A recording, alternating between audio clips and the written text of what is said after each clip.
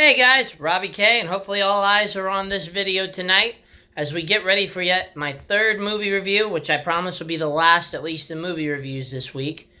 Tonight we go and end with a big old bang in terms of Mile 22, which you haven't seen the trailer? No problem. Not the best advertised from what I've seen on ads for both television and streaming. Regardless, we're hoping that the premise of this will be an exciting tone with probably some crime in it as well. But as always, Robbie's Movie Reviews here to give you the scoop on everything. Now, if you have not seen what the plot of it is, apologies. It's essentially an elite agent from, I believe, some type of Asian country is essentially wanting to get out of the country and is willing to trade information the government agent that is led by us really wants so that they may save the world. However, in what seems to be a simple operation of getting him to the airport so he can escape becomes a quick, hardened adventure where things start going in much more exciting and full of bullets as we essentially get ready for what is hoped to be the action-adventure movie of the week, if not the summer, as the trailers say. Robbie K here to give you kind of the light on it, and a shout out to my buddy, my hot dog eating compadre, Senor Dale, who accompanied me on the movie tonight. Let's get started with it, and we're going to do things a little different at a request of a fan with a stage 3, which will have spoilers, but it will be at the end, and I will give you fair warning. So stage 1 starts off with the fact of, in regards to the movie, it is definitely the action movie you've been looking for, at least for the month of August. You want adrenaline pumping, you want excitement, and you want lots of violence. The movie's got it for you. And with that, it works on good levels to try to keep you entertained, engaged, and trying to figure out what's going on. It's a very linear thing with a few surprises thrown into the mix. And it's just not that deep, not that thought-provoking, and pretty much going to be for those adrenaline junkies. Now, word of the wise is that there are a few things that are a little off about it due to the fast-paced nature of it. There are some things in terms of plot, camera work, and maybe even some of the dialogue that take a hit. But if you really don't care about that, then this movie's for you. Good for little kids and squeamish? This movie is kind of like a Walking Dead episode without the zombies. Very violent and plenty of blood and cursing to go around. So definitely not for those that kind of shy away from it. So there's your big warning that for me, unless your kids have been proven to handle gore and violence and torture, then you can take them to it. But otherwise, hold off on this one. It's probably a little violent for them, in my honest opinion. In regards to what I give it for a score, looking at a genre of action, crime, and thriller, I would say in regards to that, it's probably about a 7, maybe a 7.5 in regards to it. Heck, I could, if I'm being really lenient, I could even go to an 8, but let's call it at a 7 or a 7.5. Movie overall is probably around the likes of about a 6 in all honesty. Maybe a 6.5 if we want to be generous with it. More on that if we go into stage 2. Anyway, stage 1 review is over in regards of what you can expect. Let's go on to stage 2. Now, in regards to the likes, the movie starts out with the fact that it is definitely not a slow movie. And I prefer a brisk pace to try to keep things going. And it worked. The fact that it doesn't have a long runtime mixed with that fast pace means you just get into the adventure and run with it. And Mile 22 is not afraid to take a lot of aggressive and fast movie-making steps to really make it as awesome an action film as possible. In regards to the stunts and the dynamic action itself, I mean, it's amazing how, even though it's so similar, it's still different. Bringing you a combination of close combat, meeting gunplay, meeting, of course, some strategic warfare. Like a Call of Duty game, or maybe even better, kind of the Tom Clancy video games of Counter-Strike, the Black Ops, as well as the Rainbow Six. Felt very much like those and like being in that video game. And both my friend and I absolutely love just kind of some of the moves that this movie was able to pull out. So bravo on the fight choreography. Me personally, I absolutely love makeup since my friend Mary is big into that, and I love the show Face Off, which sadly it's over, but I'm not going down that tangent right now. The makeup did a very nice job of bringing out contusions, abrasions, and bullet holes like no tomorrow, and fantastic work on making the effects as random extras were gunned down on both sides. So I give them props there. Special shout out to those, as well as the pyrotechnic effects that had their work cut out for them, has managed to make it as little CGI as possible. So kudos to them on that.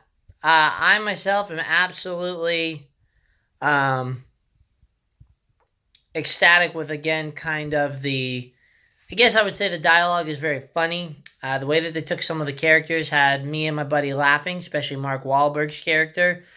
And even more so, I was impressed that for the most part, they integrated the characters very well to keep them all relevant in the adventure and not kind of one-siding it. A lot of people were very involved in this movie, so kudos given everybody they kind of jammed in. Those are kind of where the likes are for that component. Let's kind of get into the dislikes. I guess one of my dislikes really comes from the fact of the, what do you call it? One of my dislikes really comes from the fact that I guess the violence was something I was a little off. I can't really call this a major dislike because I can handle a lot of it, but there were some gratuitous moments that were a little overdone, a little off the wall, and even though I've gotten used to it with The Walking Dead, I guess in terms of this one, it was just a little overdone for me. Again, a small dislike at best, but there are just some moments that could have probably been edited out. In addition, you know that I'm not a fan of consistent cursing. It's not that I'm offended by it, it's just lazy writing when all you want to do is just drop the F-bomb and drop that with just every expletive possible. Not really giving us a milieu of like good, memorable lines because it's just all shrouded in a bunch of F. Now I get it. Realistic probably would say the same thing if you were under fire and underdoing and being hit with a lot of stuff. But at the same time, in a movie, and while it's not as bad as some other ones, it's just not my cup of tea. Sorry. If it is, you won't mind it at all. But that's just a dislike for me. In regards to some of the other dislikes, I can't really say one until stage 3, so I'm just gonna leave that one for off. But probably the other thing is, I wasn't the biggest fan of the ending. It will set up for potentially some more stuff down the line. But the ending just wasn't my thing. I think my buddy liked it, was accepting of the ending better than I did, but I see a lot of people probably not enjoying it because it kind of twists up the movie in a direction I don't think it needed to go down based on how it was going. Very clever in how they did it and some of the things like that. But outside of it, there were some rushed parts of it, I guess is what I didn't like. Very rushed, very kind of, we need to cut it here, so let's just do it. And I think that's why I didn't appreciate the ending as much without going into further details. By far, though, the worst thing for me has to be some of the camera work. Now, don't get me wrong, action films are very hard to keep in that fast-paced moment when you have budget standards and aren't trying to do all the technology that can come with it. But for me, the close combat scenes were not filmed the best, in my opinion. The camera was very glitchy. The camera decided to keep jumping from aspects, and it kind of led to this confusing melee of images that, while cool and intense, you're trying to kind of follow what's going on, and it looked like some editing drops that happened as well. Again, it's probably not going to bother as many people, but the camera work was definitely probably not something I was a big fan of. Sort of Michael Bay-ish at times. So, I'm more of a fan of kind of picking a few angles to go for or finding that opportune angle. And in a fight, I don't think I needed to see it from every single angle the way that they chose it. That's just my cup of tea. Anyway, overall, when it comes to the stage 2 components, Mile 22 is a movie that delivered beautifully on its promise of action. While it's definitely not the most stunning, memorable, or unique, it's got plenty of fun stuff for fans of like the John Wick series. I would kind of say over the Equalizer, but it really feels like a video game that's filled with good use of characters, fantastic array of action, a very brisk pace to match it up with special effects to support it. In regards to deeper components of the movie, yeah, it doesn't succeed on that, but I think that's okay for an action movie occasionally. And while it's got its shortcomings, a lot of people aren't going to like that.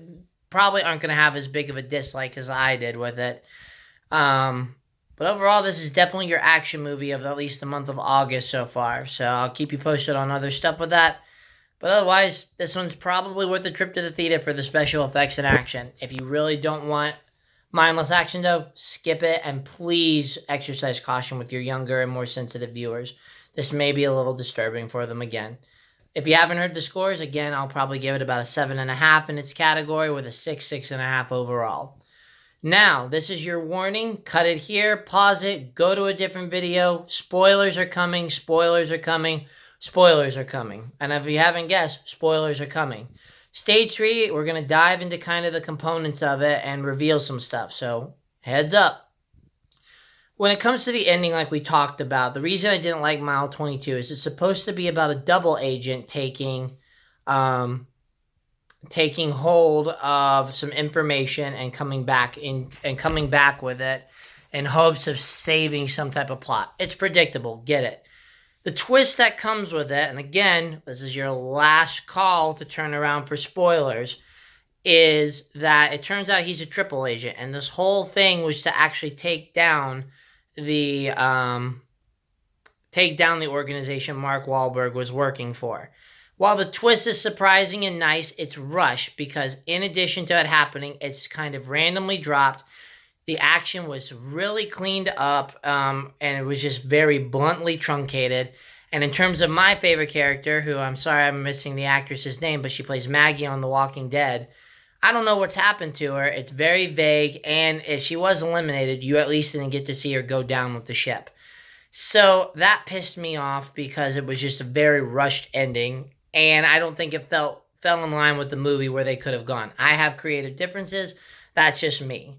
In regards to some of the other things that are spoilers, when some of the other team members go down, which you know coming because of how they presented it, they kind of ended on the same kind of standpoint. So while there was definitely a last stand component with it, they all just essentially hit the same thing left and right. So, I'm not the biggest fan of that. In addition, the whole premise comes from the fact that you have to pay attention to the first scene, which seems like just a random display just to try to get things going, but turns out to be the connecting point because all this was orchestrated again by the Madam President of whatever country they came from. I believe it's Russia. She led the orchestra in trying to get the revenge. And I guess it's fine, but it was just a stretch that I don't think really needed it given where the movie was going. So that's kind of where the stretch component is. In addition, you find that a lot of the fights and struggles are just involving broken glass and the Asian martial artist gentleman kicking a lot of butt from dynamic standpoints, using a lot of tools to help him out with it. It's random, it's fun, but the action's there. Anyways, guys, with the stage 3 part of it, with the spoiler in it, what did you think? Did I give you enough warning? Is there more that you want me to go into? I'm trying to find a balance here. So, as always, please like, share, let people know, and I always appreciate the feedback to try to help me get better. So, until then, guys, thank you very much for your time. This is Robbie K signing off until either another type of video or we're going to do reviews next week with plenty of lineup. Thanks, guys. Peace.